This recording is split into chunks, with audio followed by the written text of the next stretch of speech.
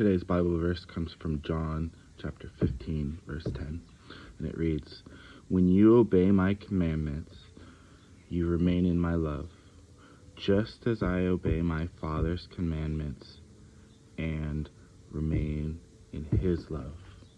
You've heard that we can only love because we've been loved first, and the love that Christ has is the love that a person lays down his life for another. And for you to have the same love, like you say you love your spouse or your kids, and would you die for them? And maybe you're not even called to die for them, but would you die to yourself? Would you stop doing something maybe that you shouldn't? Maybe you're saying things, and maybe you're talking bad about other people in front of them. I don't know what you're doing, but I know that if you're anything like me, sometimes you get frustrated and sometimes you get angry, and you have to check yourself.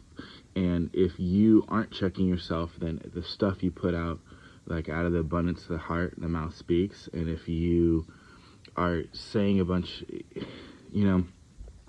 so like today, pray for yourself and pray for your family, and pray that God fills you with love, and pray that that love will fill you so much that it'll overflow, it'll bubble over, and that you can't just contain it, and it'll just be contagious, and that you will just love, and that you will,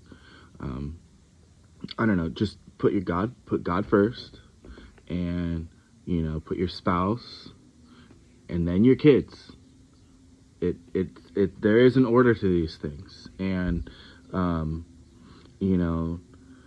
it's tough.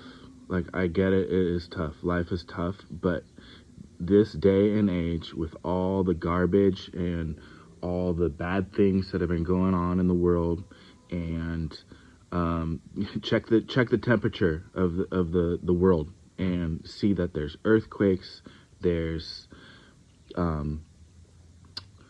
sure to be famine soon. I've seen in America lots of food production facilities, for one reason or another, blow up or get destroyed or something like that. And it's, the writing is on the wall if you choose to look at it.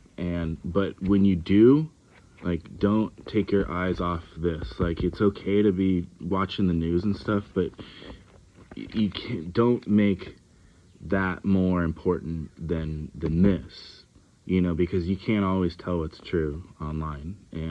But without a shadow of a doubt, the Bible's never been proven wrong in all the centuries and millennia.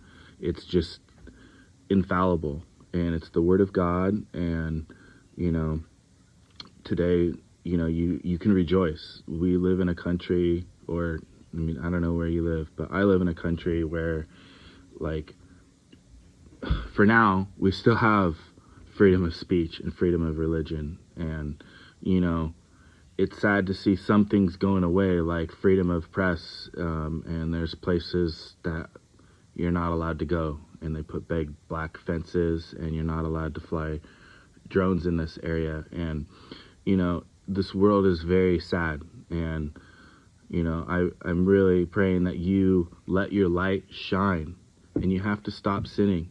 If you have sin in your heart, if you have sin in your life, then you need to stop. And if you can't stop, then you need to pray for God to give you a repentant heart. And if you're in bondage, then you need to pray for God to break those chains. You may need to fast. You may need to ask someone to fast for you. I don't know what you need to do. I don't know.